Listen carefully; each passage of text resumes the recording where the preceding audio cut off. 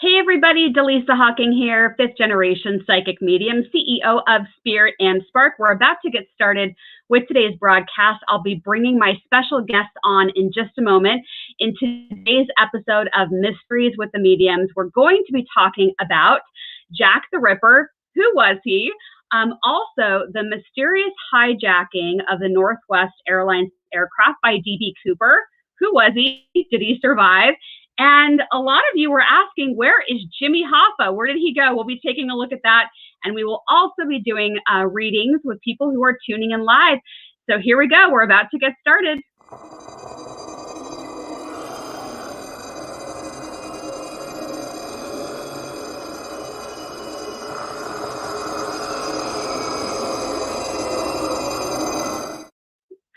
All right, so first up, we are going to have Jack the Ripper, then we're going to go through D.B. Cooper, and then where is Jimmy Hoffa? So let's go ahead and bring my special guest on the screen with me here today.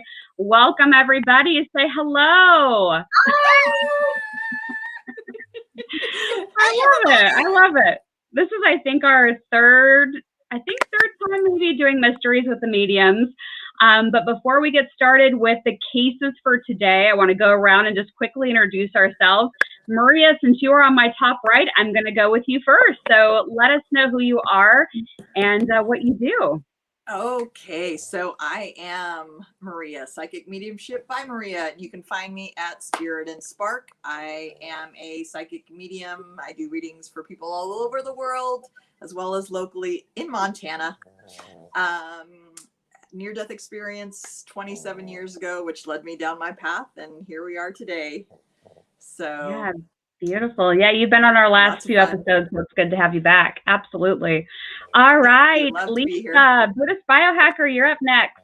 Hello, everybody. My name is Lisa Gunshore. I'm a trans-dimensional medium, and I'm talking more to ultra-terrestrials these days than I am spirits on the other side. So welcome, and I see a lot of members in the audience. Welcome in. Just a reminder, you have brand new emojis as of today. I'm sure you're very excited because the other ones were getting old. So anyways, that's me. Awesome. Nikki Allen, we missed you last time. Welcome back. Oh my God, I'm so sorry, guys. Stupid body. Didn't want to work. Sorry about that. Hey, everybody. I can't see any comments again. I don't know what's occurring. Anyway, I should be able to see them in my third eye. I'm a born psychic medium, guys, coming from many generations of mediums before me. I can also communicate with the angel realms. I'm a writer. I love to teach, and I love to share my experiences and knowledge on my YouTube channel, Nicky and the Bedroom Guru. And anything that's spiritual, I grab it, I eat it up, and I trick back out and let you know what it's all about. Sounds good, doesn't it? Plus, I've also just got this out. Buy it. For the love of God, buy it. I'm only joking. Actually, I'm really excited, Maria, because I'm doing a chapter in my new book, Survival, on near-death experiences. And so I'd love for you to be included in my book, please. Yay! We'll discuss it later. Absolutely. So excited. I found another NDE person. Yay! Yay! Anyway, that's me, darlings. I love it. And I'm Dallisa, as I mentioned just a moment ago when I kicked off the broadcast today. I have Spirit and Spark. We have authentic practitioners, readers all across the United States, and we connect clients with people that are looking for clarity and direction. So Maria, she mentioned, is somebody on my team. So lots of fun with that. And yeah, we've got folks from the UK. Nikki, you must have brought them with you in the live audience. I can't see the live audience. Where is it? all the people, comments. If there's people that have come to see me, they'll think she's so rude. I'm here and she's not even saying hello. I can't see you guys. Oh my God, look at your little cat. It's a big Cauldron. cat. Beautiful. Little cauldron. You can most probably hear my dog snoring. She's like this small with a snore this big. Sorry about that. She's just part of the accessories. Until I get my studio built, I can't do anything about it. Oh, goodness gracious. I love it. So we are going live in the Spirit and Spark private group on Facebook. Nikki Allen's YouTube channel and the Buddhist Biohacker YouTube channel. I think, did I say Spirit and Spark YouTube channel? I don't know. But hello to everybody who's tuning in. It's great to have you here today. And I think we just go ahead and get started. So our first piece that we're going to look at is Jack the Ripper. I was joking before we went live because I said, Nikki, this is your man. This is my man, girlfriends. He's from your neck of the woods. So Nikki, my neck of the woods. I don't want to know go first? Personally, you know, but you know, it's a very small country, so I should know some of his family members. Do you want to go first, Nikki, and tell us what you think about? No, are you sure? Because I'm wondering if you should go first, because you're across the pond, and see what happens. All right, Maria, you're up first. Yeah, I think it's more exciting that way. We got that. Oh goodness. So very dark, very smart, very calculated. Wove himself very deeply in the community. Nobody ever felt like they had like right now as I'm talking, all of my back and my neck is just standing on, and he had so much energy.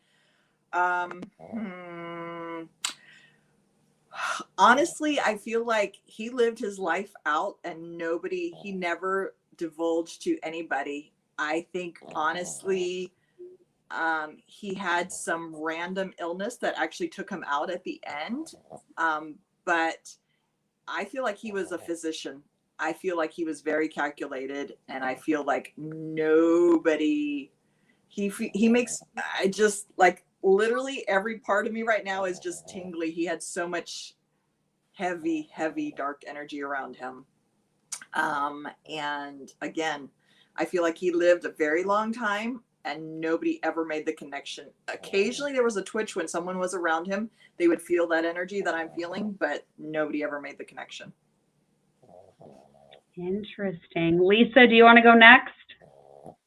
Yeah, I mean, ick with his energy. And ick because I think that he is absolutely connected to a prominent public figure now incarnate. So there's a lot of ick around this. I would agree with Maria on whether he was a physician or whether he just knew a lot of anatomical information. I feel like he was very clear about what he was doing. And I felt like he was very methodical about who he picked as victims to keep himself from not being found or seen or caught. And yeah, I also think he lived a long time, and I got some kind of weird, like, I don't know if he had cancer. It felt like there was some kind of, negative energy that took over his body at the end when he passed. But yeah, just the whole thing made me really squeamish, to be honest. Like, just looking at the energy made me squeamish. And I do think it's connected to some dark energies outside of this dimension. So that felt icky too. So there's all sorts of fun stuff in there with that guy. And yeah, I don't think anybody would have guessed who it was. They probably saw him every day and probably felt like maybe even he was a politician or somebody that people, like a public figure, and is again, feels to me too. So there was like a weird connection I felt with present time. So. Oh my God, it's Boris Johnson's evil stepbrother. Oh my God. You can joke about that because that's where you live. We can't. Sorry, go on, Dallisa. Go on, go for it, friends. Yeah. My notes that I wrote down, he was meticulous with cutting. And I felt like he, yes, knew anatomy, but the feeling I got was almost like he could have even been like a butcher, like somebody who understood. I mean, he was of humans, unfortunately, but I just felt like he knew how the body kind of came together and where to cut. So I felt he was very meticulous about that. I did get that he definitely lived in the town. The feeling I got with him was he kept to himself, but like the other ladies have said, like he would walk down the sidewalk and you would just not even know, and even give him a second look, a second thought in regards to the murders. He did say that he saw his mother in the women he killed, but he also said that he left behind his DNA. Of course, back then you wouldn't even think about it. But he said that they will eventually crack the case. He said, I blended right in. So he made me feel like they would actually have enough conclusive either evidence or genealogy where they're gonna trace it back somehow. I don't know exactly how they would do that, but that's what he said. So Nikki, what'd you get? Dun dun dun! What does the English girl think? Right, I'm gonna have to give you a confession in that I come from the bloodline Jack Ripper. No, I'm only joking. I have to give you a confession that I actually was tested once by someone who gave me a purse, a very old Victorian purse. And they said, what do you think of that? And it turned out that it belonged to, or they suspect it belonged to, one of the victims of Jack the Ripper. So I had a bit of an insight then. And today I went into a bit of a half meditation and it kind of came up again the same. I connected on the emotional vibration of this fella, of this man, and his brother was a very well-known physician, or very highly esteemed physician in London. And I saw like an oval street with very big townhouses. So he came from quite an affluent family. He did start, from what I can feel, he did start his doctorate, but then failed.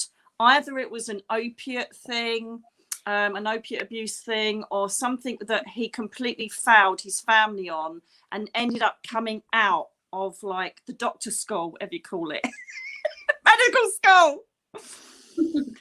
And so he was always in the shadow of his brother. And I don't think they ever thought about siblings that would have this knowledge and that, you know, who failed at medical school. And so he had a lot of mental issues and shadows going on about the fact that he was a black sheep of the family and totally disregarded. So women would laugh at him, you know, he was totally devalued as a man. Yet his brother was, you know, Mr. Johnny Golden Balls, you know. And I feel like there is some form of addiction or consumption. I agree with you ladies that he had a natural passing, and it was almost like the resentment of him not being able to become a doctor himself, the resentment of him not being able to date women or have them like his, you know, his sibling did, created this hate, and it manifested into this psyche and this psychosis that made him go out and do what he did.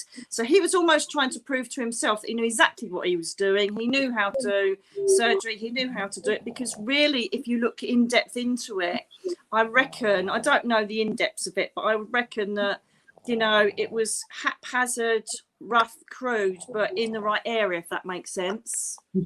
You know, so it wasn't like precision surgery, but it was certainly crude surgery where, you know, rough bits would be known. And I would suppose that cadaver work started quite early on in the medical school back then, I would assume.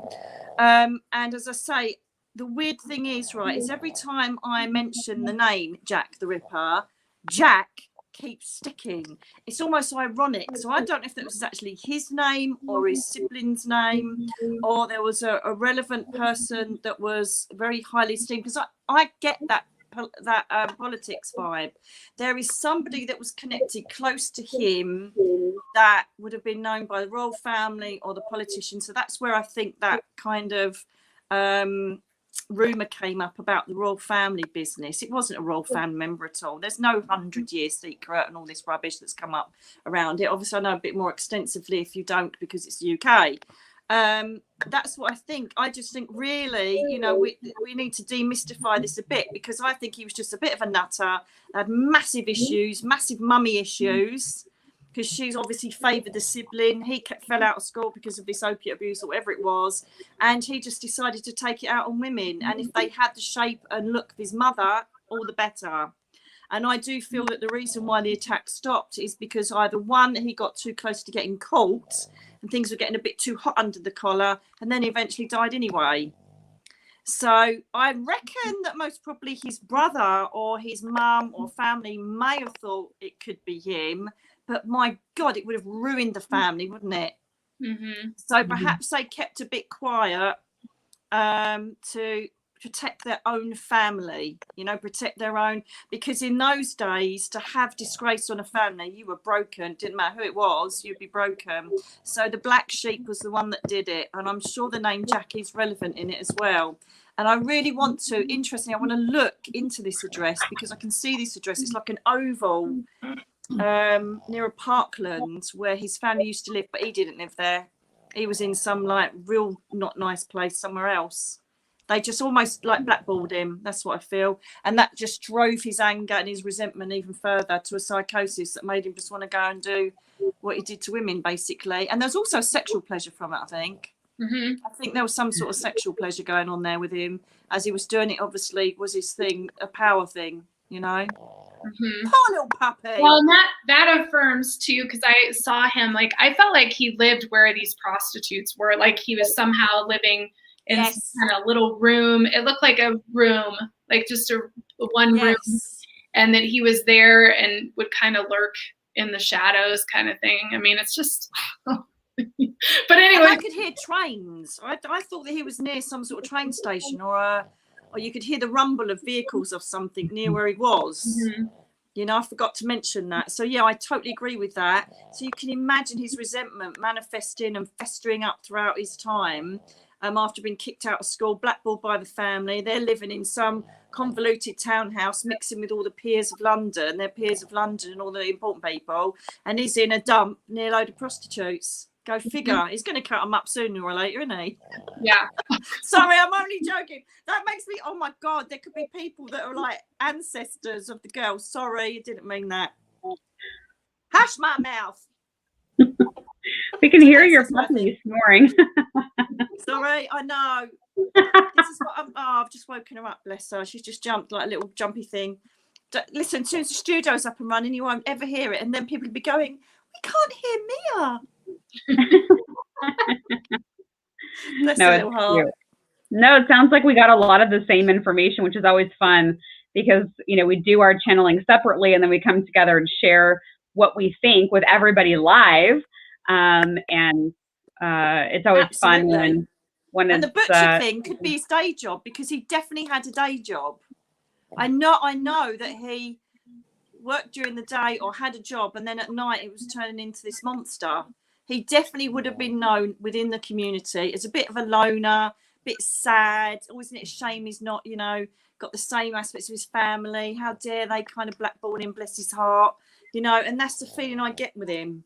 So people would have known him, would never suspect him in a million years. They never do that. Let's face it. If you look at most murderers, they go, I couldn't believe it was him, my next door neighbour, because they're normally quiet, calculated, withdrawn, loners.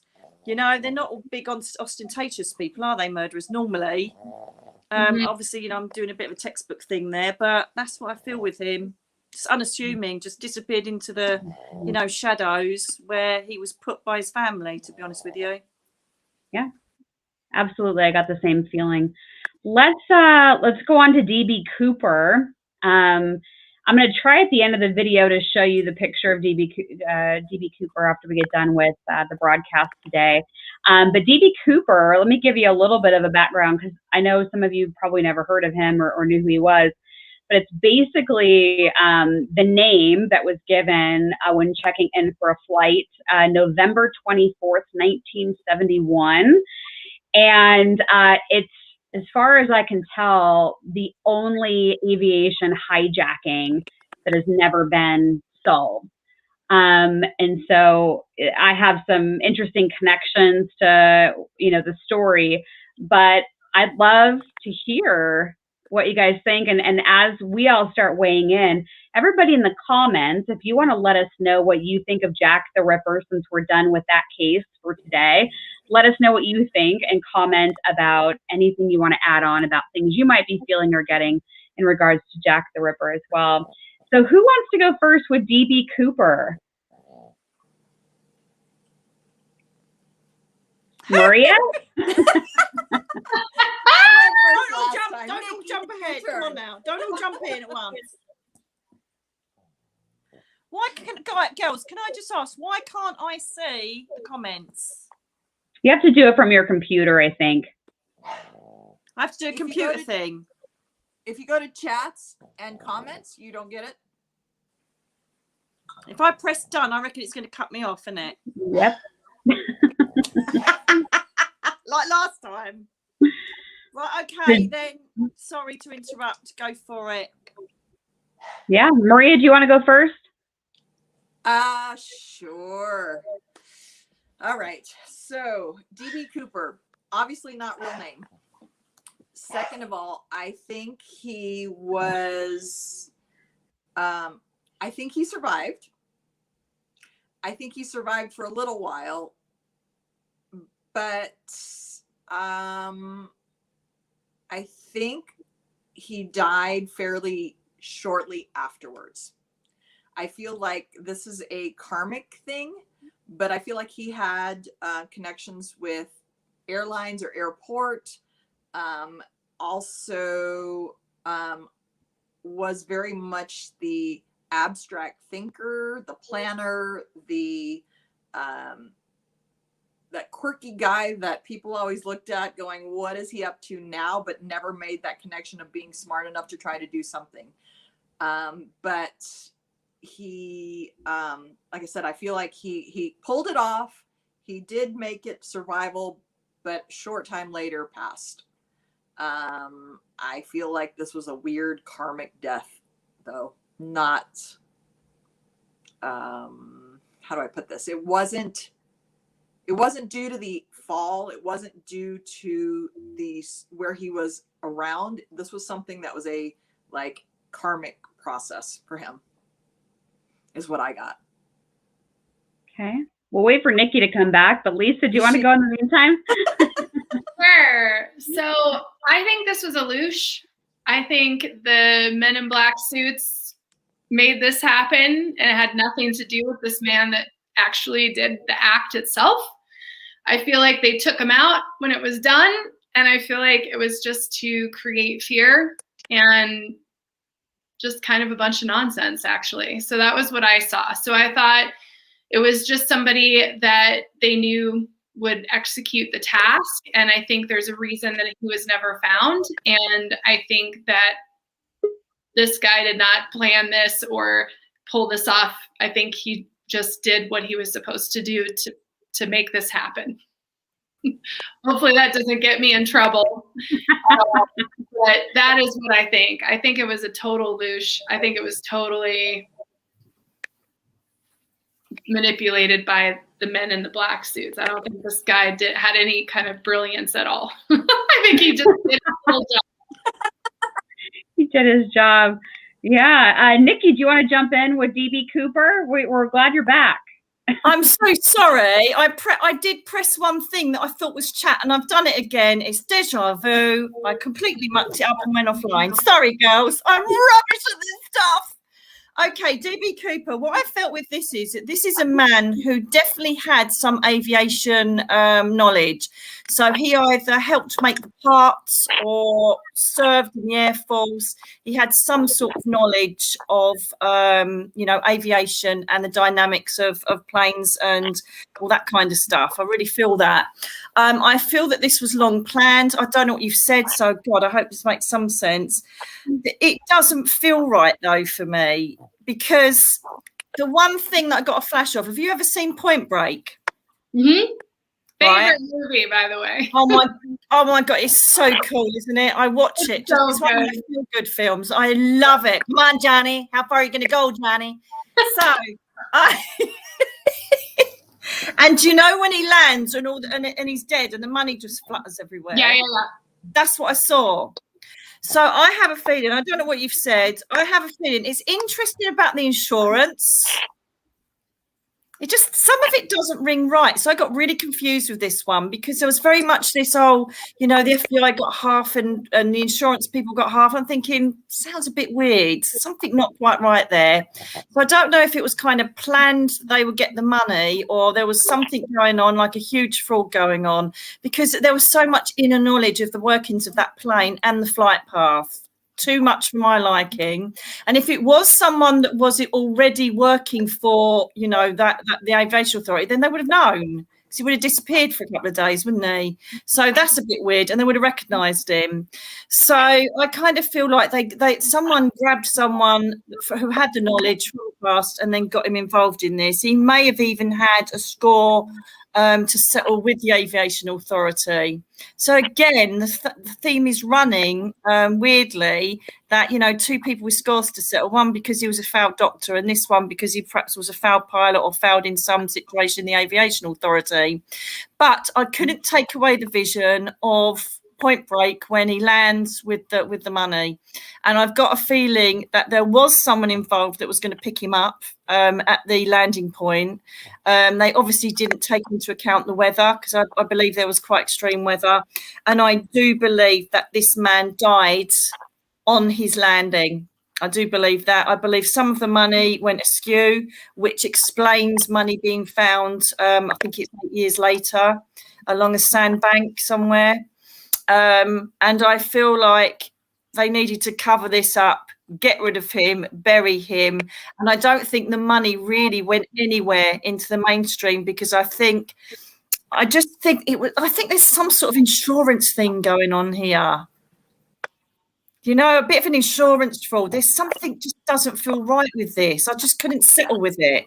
So, I could have given it longer and tried to look into it more, but I just kept coming back to, it's like, they perhaps promised him some of the insurance money because they knew that they couldn't use that mainstream cash because it had all been, catalogued. So, he must have known that. If he was clever, just think, right, if he was clever enough do all that aviation and plan it all and get away with it all. The bomb, by the way, was fake, right? Then if he was clever enough for that, surely he would know that they would provide him with marked bills. So how was he going to spend them? How was he going to use it? And I keep going back to something to do with like a really dodgy insurance claim that went a bit wrong. I don't think they expected him to die because he'd done perhaps he was a paratrooper before. And Virginia kept coming up in my head. So I don't know if he actually came from Virginia, but that came up in my head. And just a normal guy that had definitely worked for the aviation authority, doing parts or creating, building planes, and had been an ex-RAF officer during the war. And he was a perfect person to hire to do this. For him to go in, take a bomb, don't worry, we've got it all sorted, we've got the logistics done, you just get in there, pretend you got a bomb, and then we'll give you like 30 grand at the end of it. That's what I honestly feel happened there. Well, Nicky, it aligns with what I was saying because I know you were gone, but I feel like it was the men in black suits that arranged all this as a loosh to create fear. And so it aligns with what I saw, because I saw that they took him out right after. And that it was never about the money or any of those things. And it was just a man that they hired to do this. So that's interesting, because what you're getting is very much what I got as well. Yeah, it just doesn't sit right, does it? It doesn't sit right that it's for money, because you would have a team working on it. Mm-hmm. But you're not going to do something that big on your own. So there was a team. And I got a feeling it was a team that we thought were the goodies. Mm-hmm. They were the ones that set it all up. I really do feel it's just something didn't sit right with it at all the whole way through. No matter how many times I sat looking at this image, I thought, and I think the image was off, perhaps even paid her to say this is what he looked like. I don't know. But what I do know is this was not about money. Mm-hmm. And it wasn't about that money either, because he couldn't have used it. There's no way. Mm-hmm. So, yeah, it's interesting, isn't it? Someone that intelligent would not have ransomed cash that could be found within a second of him spending it. No way. So, yeah, I'm glad I lied to you. I missed the rest of you. I'll have to play it back later and see. Yeah, no, it's interesting how we're getting similar messages. So what ended up happening is he went to SeaTac Airport, and collected $200,000 in ransom and 4 parachutes. And then he jumped over Southwest Washington State. And that's all public knowledge. So I asked him when I was channeling, I'm like, what happened? And what I received was that he did not die from the jump. Okay. I really feel like he lived from the jump, he lived.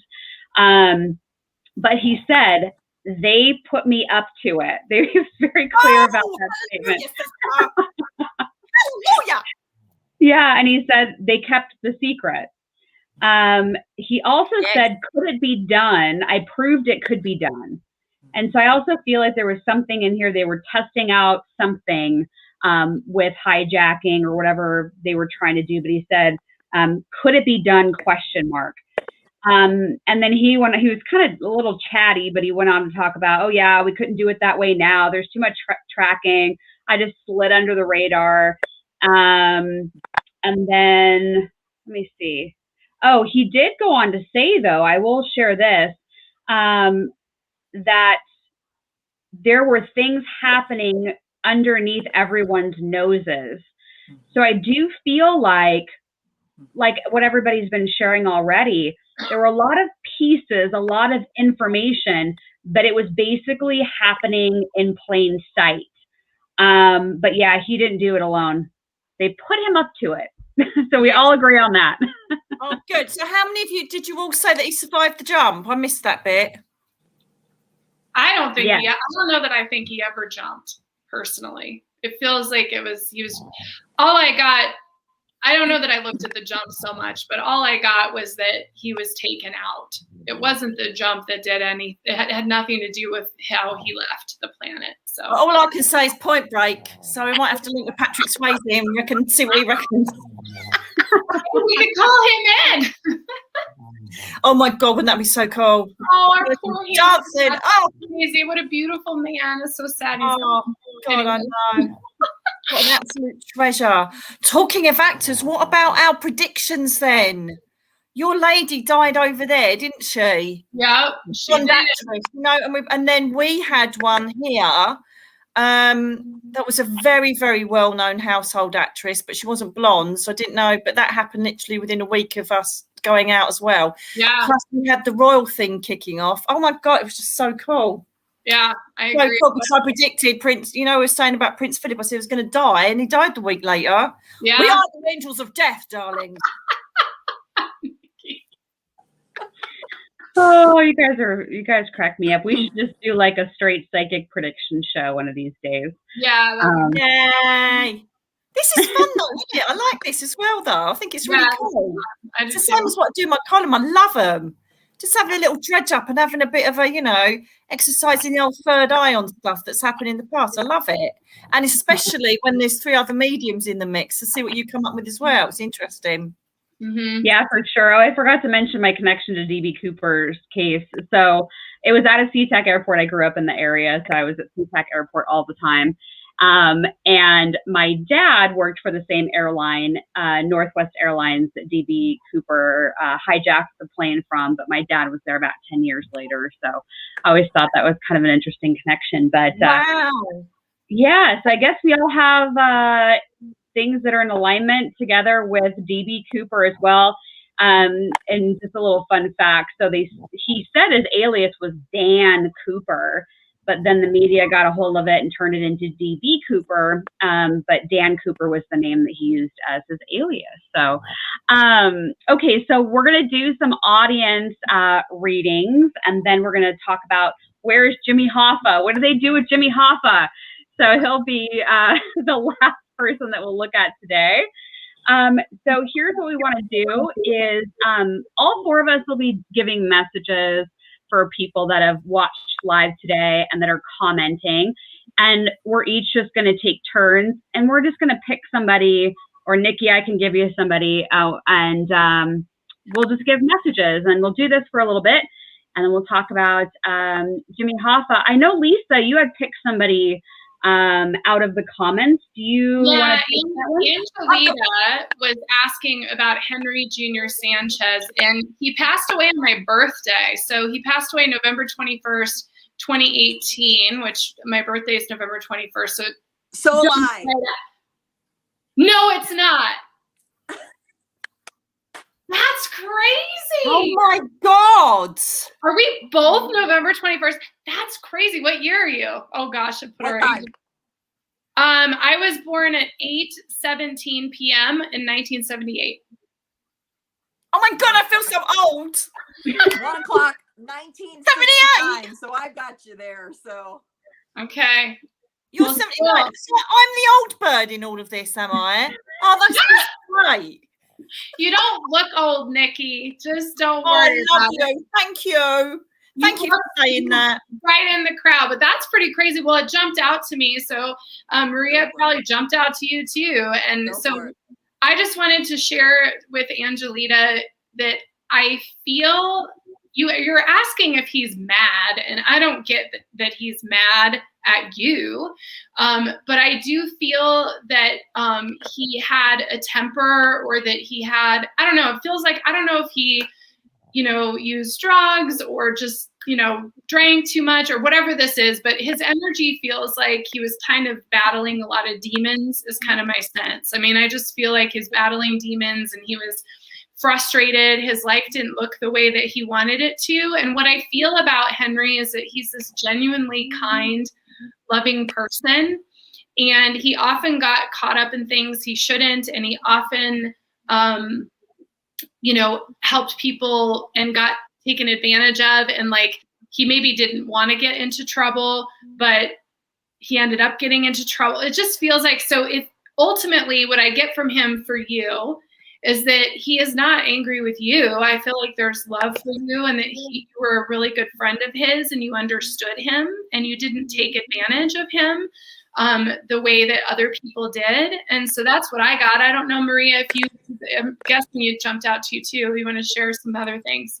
I was actually looking at somebody else's, so I apologize.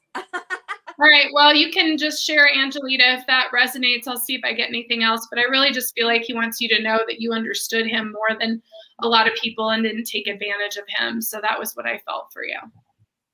Nikki, do you need me to feed you one, or can you see it? I can see. I don't need any more feeding, darling. Look, I'm just putting on weight as we're sitting here, lovely.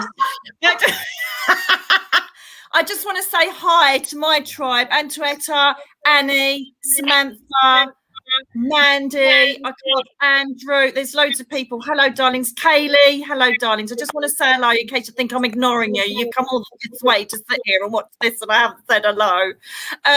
Annie Lloyd really, really deserves a message, but I know her quite well, so I'd rather not do it. But Annie Lloyd, if any of you can pick up on Annie Lloyd, that'd be lovely. And this really is like the medium version of Loose Women. Yes, it is, Brian. Absolutely. Right, let me have a look and see what message. All right, is there someone that had a nephew pass? Jordan.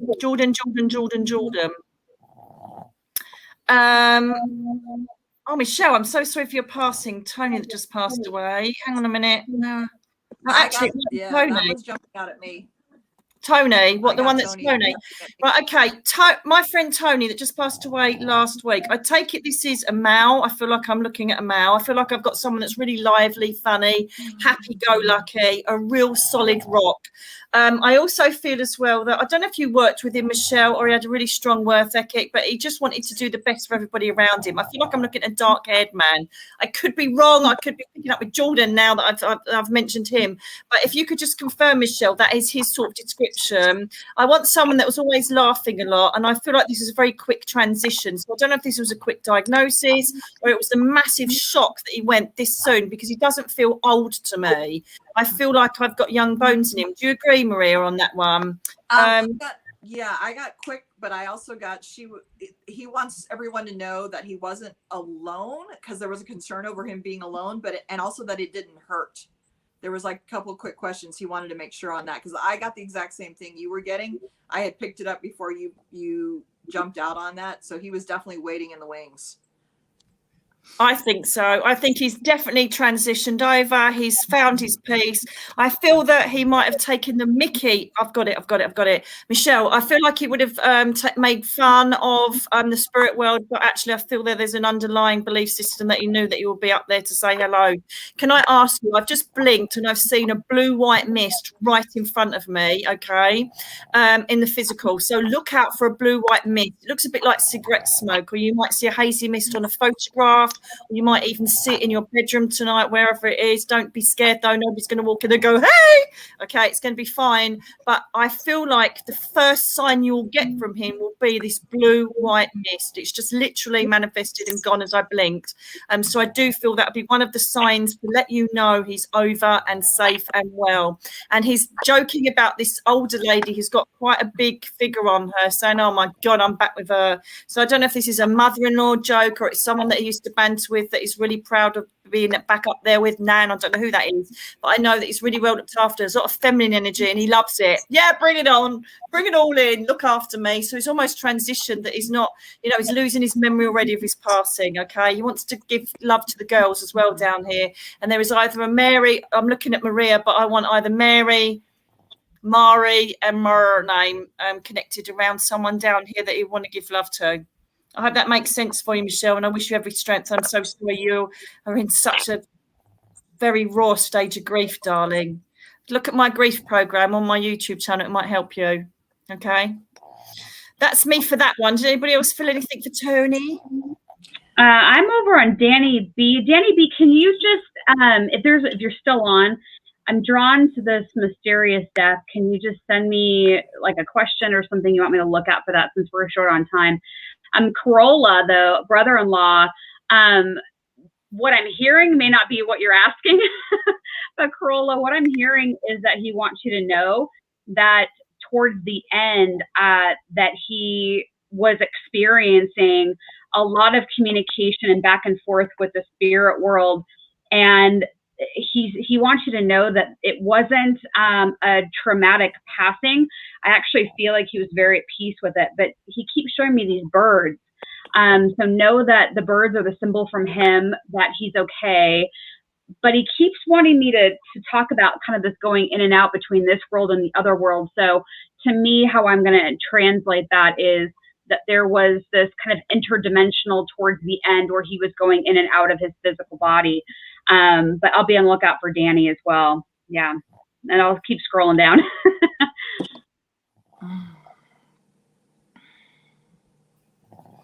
Right.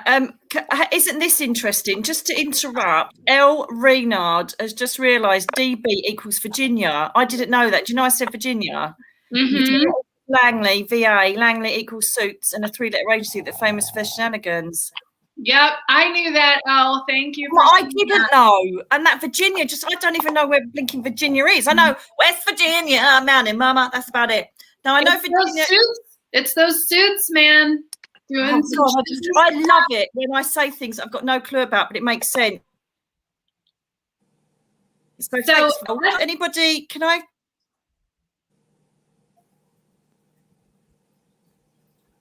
Oh, I think we lost Nikki for a moment. I guess I'll just jump back over to Danny B for a second. So Danny, what I was getting though about the mysterious passing, and that's horrifying that's how she died, being thrown from a car on the freeway. But I kept hearing shady man in my ear when I read your initial question. And I'm also hearing right now that she had information and was going to do something about it. Like somebody felt like they were in trouble and they were going to kill her to hide it. But yeah, feel free to comment again. So sorry, I want to jump in at that. I saw Danny in there, so I'm not sure who is going next. Right, okay. Go ahead. Go ahead, Nick. Go on, Lise. Go on. Go ahead, because I got to go find this person's comment again because there's so many. Okay, Christy Benavides. Oh my God, I love your name, Benavides. Sorry if I've done it completely wrong. Christy, baby. Right. This is really interesting for me, and it really kind of grabbed me about you being kidnapped. I can't imagine how that was for you to begin with, and you're wondering if there's any words from the that passed over that actually did this. Can I just say to you, I would change my question to my guides about if he's got anything to say to you. I would look and do any shadow work to finally get rid of any essence or energy that connects you to this traumatic past. You're wondering if he didn't serve justice here. My goodness, is he going to serve it up there? Okay, there is no way he will get away on his life review with Archangel Jeremiah without this coming up. So he's going to be judged in the pool of truth that I've seen up in the heavenly realms there.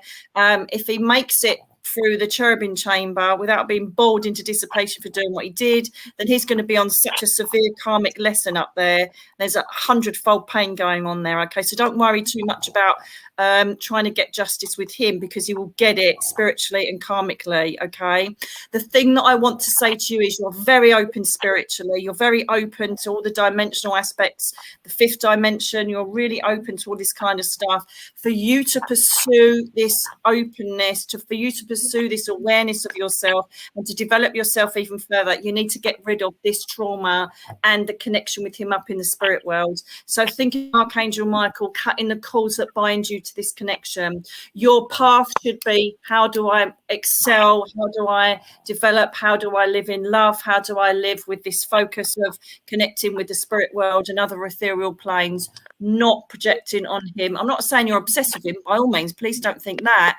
But he is not even should be in your spectrum of acknowledgement at the moment. And to be honest with you, I don't know if I'd want to hear from my kidnapper. I think he needs to go and do his karmic stuff, and I need to continue my path of love and understanding. Does anybody else pick up on this one?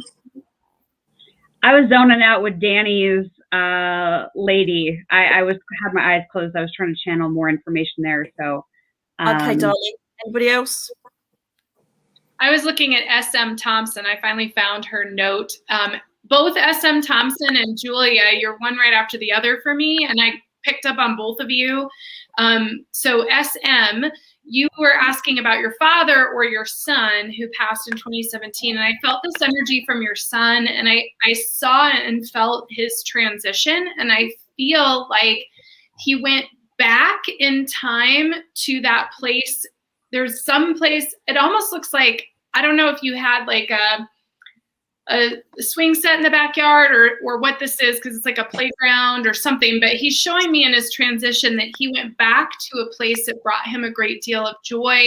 And the message he has for you, SM, is that he is in that place of joy and peace and in a place deeper in his childhood. I don't know how old he was when he passed, because it feels like he might have been an adult, but it feels to me like he really wanted to go back to those times in his life where he really felt joyful and innocent and youthful. And then Julia, you just asked for a message, and for some reason I just got a message that you're like really spinning in your mind about a project or something that you're trying to do. Too much in your head. It's really important that you put your bare feet on the earth and ground yourself into the earth. And so the message is get grounded, and as above, so below. So it feels like once you get grounded, you're going to also connect with spirit and be clear about what you want to do. The lack of clarity is too many voices in your head. I'm getting like, it's time to clear all the noise out. Get grounded. You'll be super clear and you'll know exactly how to go forward with whatever this is you're trying to decide. Okay. Oh. That's really lovely. Can I just say, Chrissy, you're doing shadow work. That's exactly what I brought up. You're so on the right path. Go with it. Do your shadow work and bring Archangel Michael in to cut those cords. So happy that you're doing that. I knew you should be. Who's going next? Yeah, I just wanted to add with Danny, please know that she's at peace. She said she's going to send a signal through music. So pay attention to what songs you hear that remind you of her. And please pass that along, that she's okay, that she is at peace. Hope I lost your comment. There's a lot of comments, but hope I did see that your ex-mother-in-law is very peaceful, very kind towards you and your children. And what I was hearing to tell you was that she loves you, and whatever the dynamics are or have been around the family and who said what or who did what, because she's saying that there was a lot of mixed signals in the family, but that she said that she loves you and sends pure love to you and your kids. She doesn't want to interfere, though, is the feeling that I get from her energies. So what I would say to you is, if you want her to work with you more and to help you more, to invite her in. And she says, yeah, she doesn't want to interfere with your free will. So if there is anything that you would like her help, direction, clarity on, ask her specifically to help you. So that's what I was getting there. I just want to jump in and say thank you, SM. She said he was 29 and he was a joyful child. So I'm glad that he's in that joyful, peaceful place. And thank you to Julia also. And just a reminder to everybody, I think I speak for all of us women here. There's so many of you looking for questions and looking for answers. Don't forget that you can get them inside yourself. And also don't forget, we did this the last time and it was so great. Don't forget that if you guys are picking up messages for people in the audience yourself, please share them in the comments for everyone as well. Remember, everyone is psychic. So just don't forget that. Absolutely. Absolutely. I think if anybody wants to take another person, we're going to wrap up before we go over to Jimmy Hoffa. So does anybody have anything else they would like to share? Because we're all available for private sessions as well. So if you do want to have a one-on-one connection, just keep that in mind as well. Yeah. Yeah, Samantha Freeman, it feels like you have tape over your mouth and you need to open up and start talking. I feel like for some reason you're bound for being able to say what you believe is true, and it's time to rip open your throat chakra. Maria, did you have something to say? Did you put your hand up, darling? I did. So that actually resonates as well. What I was going to say for Jessica, she asked about her dad passing and wasn't spiritual. It's part of that same message coming for her, as well as he has transitioned. He is good. There is no fear of what we'll call death. Let me go back to the exact question she was looking for. He was afraid of passing. He has definitely passed. He's with your the question reads, is he with, let me go back here. Sorry. It's back in the middle of the questions. There it is. And is with your mother. Yes, they are together, but they're living, as weird as this sounds, I don't understand it, but separate lives. So maybe you'll understand that, but they are together. He definitely looks at things differently and wants you to be open and free, unlike what he was sort of confined with. I feel like that is a big section of freedom for him. And I think you understand what I mean by this. And he wants you to understand that feeling now so that you don't go through the same processes that he did as a child or as an adult, feeling those fears. So okay. I'm going to leave it at that. Yeah. A couple of other quick messages I want to get out. Kaylee White, I just keep hearing in my ear to tell you to start a business. So I just need to say that out loud because I kept hearing it in my right ear. Teresa's asking about how to connect with guides.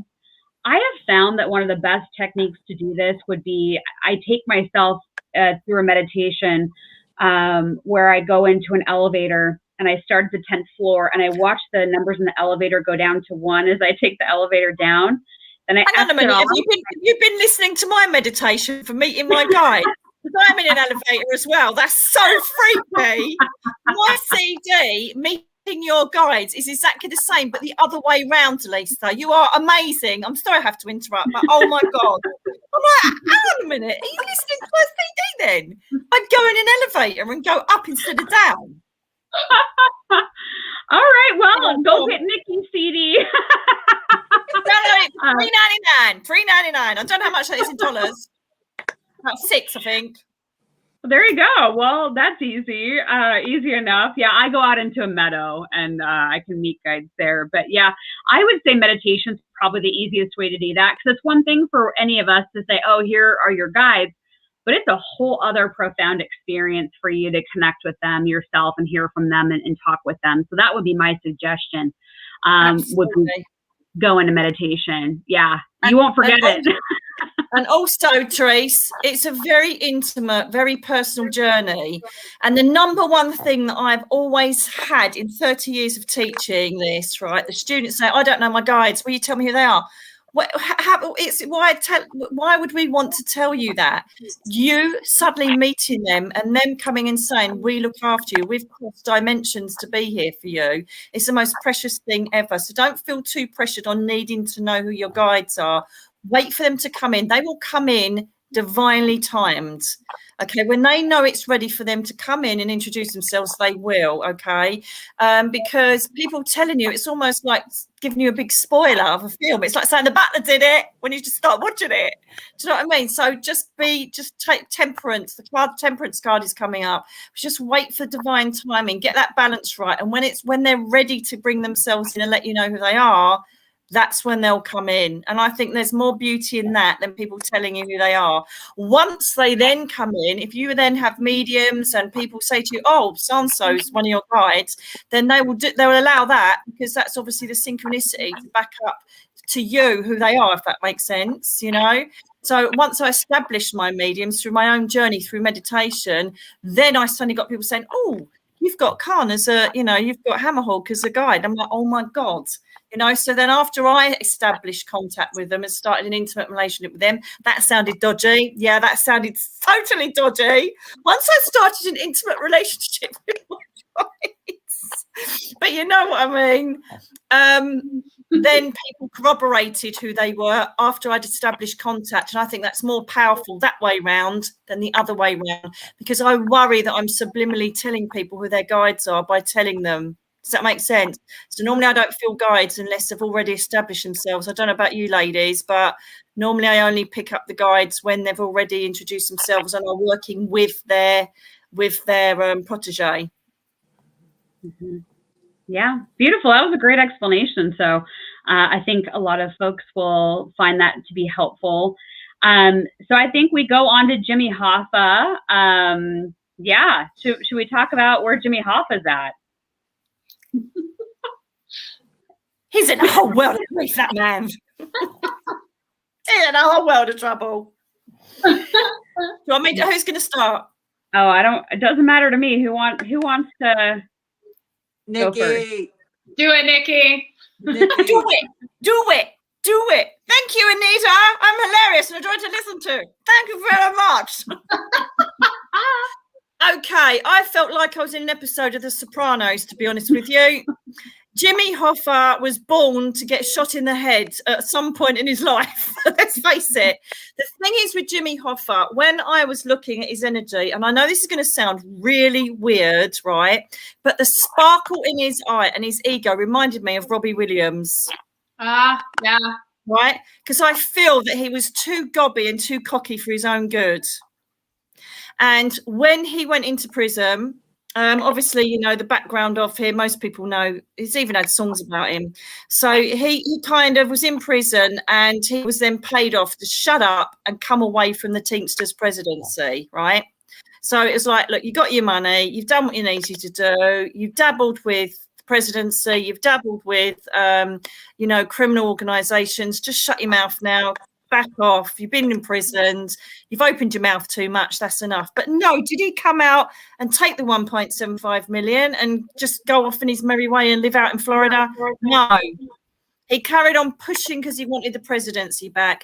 And I feel like his need for power to be established back again, this egotistical need to get back into power, he was pushing buttons that were far too dangerous to push. He was taking on crime bosses, and I would easily, I could feel this feeling of him almost saying, well, if you don't let me in, I will say this. He was almost trying to threaten heads of criminal organisations. What was he thinking? Too much of that. And so it was agreed. Do you know what? I didn't even bother to read up on him on Wikipedia. I could see it all straight away, just like the Sopranos. His mouth was too big. He was pushing in the wrong direction. He was taking on far too much than he could chew. And so the two crime bosses thought, right, we tend to meet him to listen him out, but we're going to be elsewhere so that we've got our alibi. And we will get our little grunts to go and get him, chuck him in a car, blow his head away and bury him. And all I saw was them saying, get in the car. There's no struggle because I either thought that the venue had changed or they just literally said, get in. I think he mostly knew he was going to go. And all I could see there was a high rocky view, and there were pine trees or fir trees high up, and that's where he was shot and buried. That's what I feel, because I could smell the pine and see the pine leaf things on the floor. And I don't know if that was a regular haunt for them, where they used to bury their people. But I'm telling you now, there is no way he survived after going missing. It was a mob hit, and I can't think of anything different or feel anything different. It was just almost a no-brainer, this one. I don't know what you felt, girls, but that's exactly what I felt. Yeah, he was a labor union leader and with the Teamsters, disappeared July 30th, 1975. I got that he was a snitch, and they called him a traitor. I did actually hear that they destroyed his body, and he said, "You'll never find me. You'll never find me." It was a group of men who did it, and they were showing me, like, these young men, and they were showing them smoking cigarettes. And the young men did it, but the older man ordered the hit. Yes. I did also feel mob relation. Right. And I kept feeling, though, like the body was disintegrated. So if they shot him, yes, I missed out. Sorry. Like the body was gone. Like, yeah, either burned or acid or something, but you will never find my body, is what he said. Yeah, I felt like a dismembering hardcore. Like I felt the same thing. Like, it's gone. And I almost felt, so it's weird because what you're talking about, Nikki, with the pine trees, like I felt that he was shot someplace that was land, but I also saw like almost like his body parts were, the image I saw, so this is what I saw, whether it's literal or symbolic, I don't know, but I saw his body parts in chunks, like being thrown to sharks, like you would throw chum into the water. So I actually saw, so I don't know if that's just symbolic of his, but I just saw like the body parts being thrown into the water and like eaten up. Wow. Okay. There's a film over here, and people will know it. Hopefully, it's called Snatch, which is it's a gangsters thing, and there's a saying in it going, "Feed him to the pigs." That's what it could be. But I thought it was fire. I thought he was like set alight or furnace. So he was shot in a certain area, perhaps dismembered for better traveling. But I just felt there was some fire somewhere. I don't know. I wrote down incinerator. Yeah, I wrote down incinerator. There was something with burning, or that it was like the body was gone. But yeah. Maria, what did you get? I got the initial blow to the head. So like it was a gunshot to the head, and then they went ahead and did the next layers over.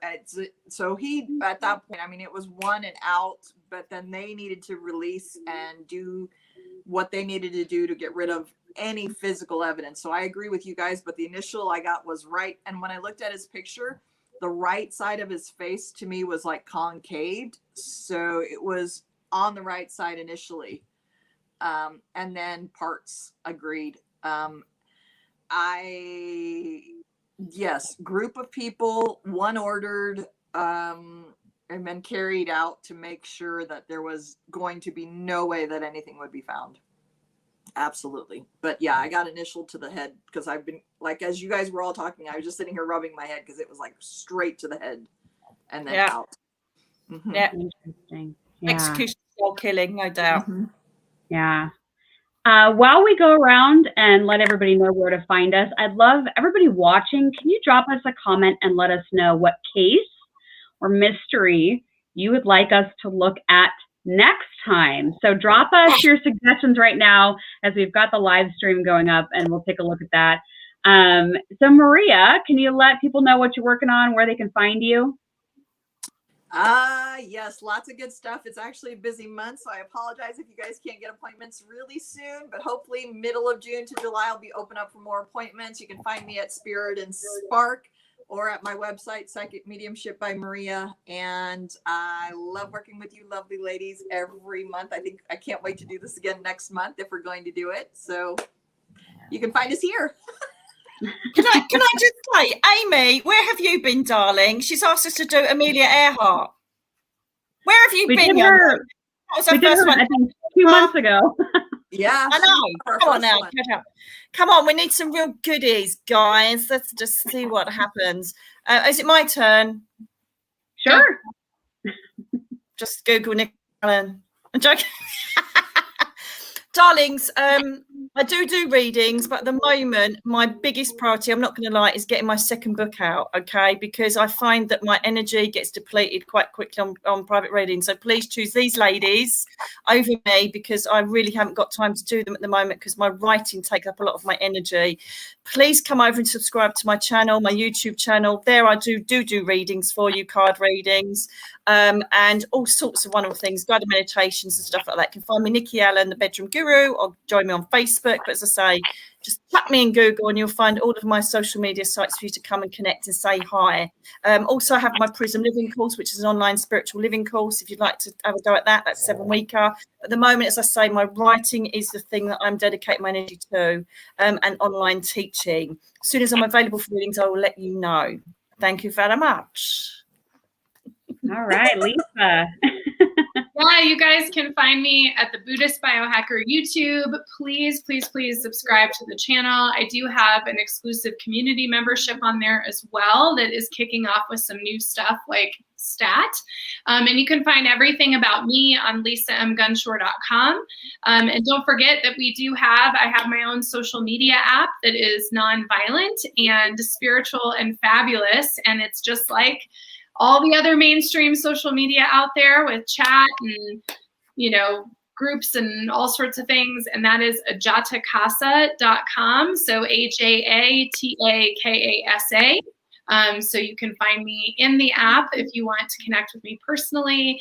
And my summer schedule just released and it's almost full. So if you guys want to get in this summer, you still have an opportunity to do so. Awesome. Natalie Wood, we got a suggestion. Natalie Wood, we've done her. Interesting, though, we got Kobe Bryant in the comments, and I filmed a segment for LA News.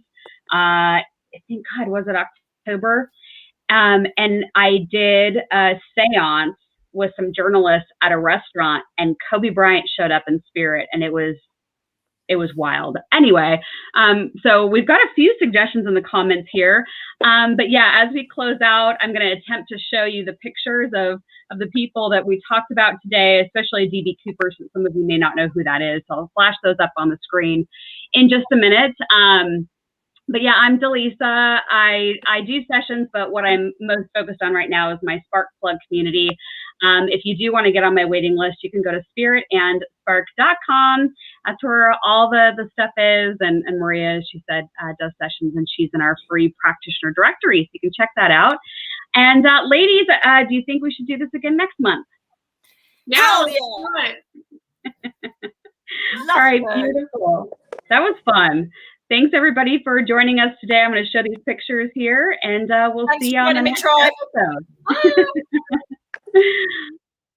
All right, let's see if this works. We'll see you next time.